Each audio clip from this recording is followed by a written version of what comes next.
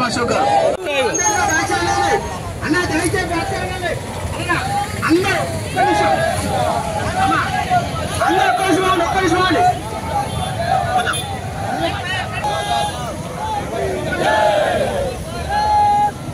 Back side ఉండండి.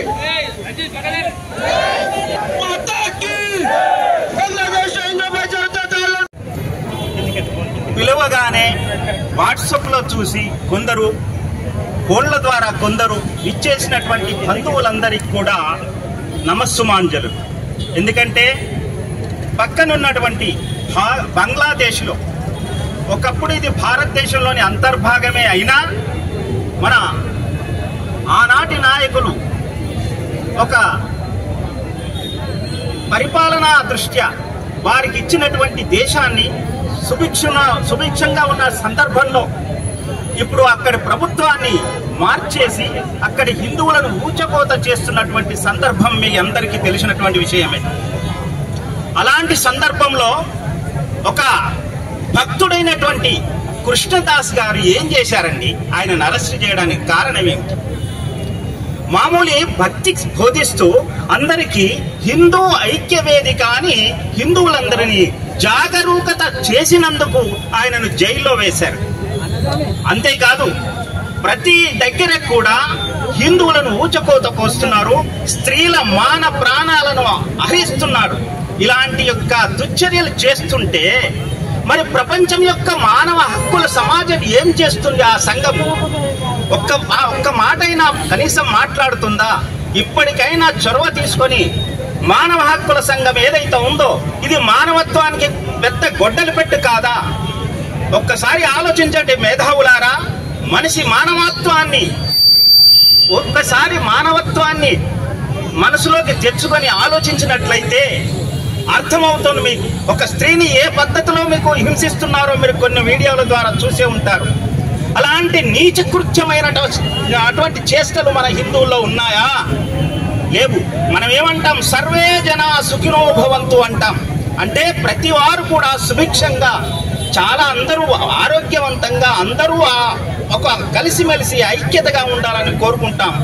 అలాంటి హిందువులనే ఈనాడు ఇంత హింస పెడుతుంటే మరి ప్రపంచ దేశంలో ఉన్నటువంటి నాయకులు నిద్రపోతున్నట్టుగా కనపడుతుంది.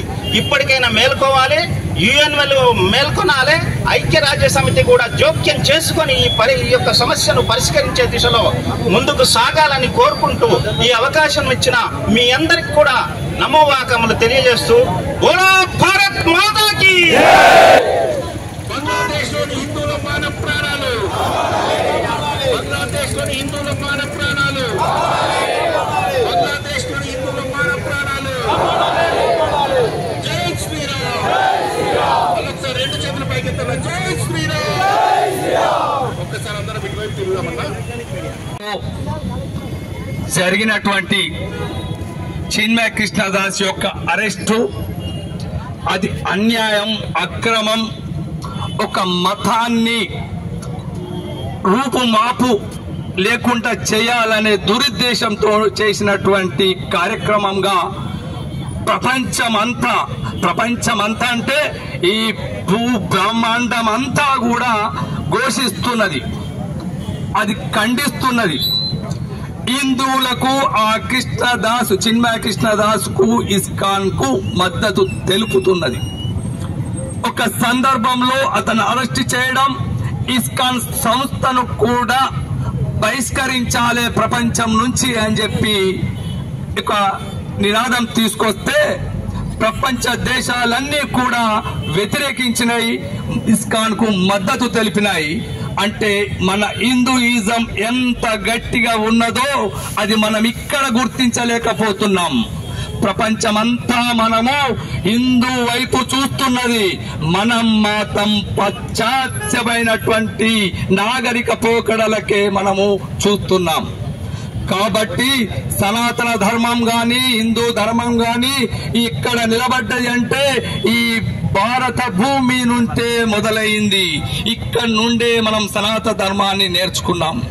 కాబట్టి కొన్ని దుష్ట శక్తులు కొందరు కావాలని మన మతంని రూపుమాపు లేకుండా చేయాలని చూస్తున్నారు. కానీ అది ఎవరి తరము కాదు. ఆ భగవంతుడే మన అందున ఉన్నాడు.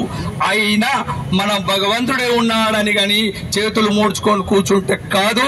ఈ యొక్క భౌతిక ప్రపంచంలో స్వార్థమైనటువంటి ప్రలోభాలకు వ్యక్తులు బలవుతున్న వాళ్ళందరికీ తెలియజెప్పటానికి మనమందరం కూడా ఇలాంటి ఐక్య వేదికలు నిర్వహించి ఇలాంటి కార్యక్రమాలు చేపట్టి మన హిందూ ధర్మం యొక్క విలువలను తెలియజెప్పినప్పుడే వారందరికీ కూడా మనకు హిందూ అంటే ఏంటిది అనేది తెలిసి వస్తుంది. మన యొక్క సనాతన ధర్మం అంటే ఏందో తెలిసి వస్తుందని తెలియజేస్తున్నాను. ఎందుకంటే మేము ఇంకా చాలా మాట్లాడాలి ఉన్నది. మా ప్రభుజీలు మాకు ఇచ్చినటువంటి సందేశం వరకే మేము ఈ యొక్క మాట్లాడే అవకాశం ఉంటుంది.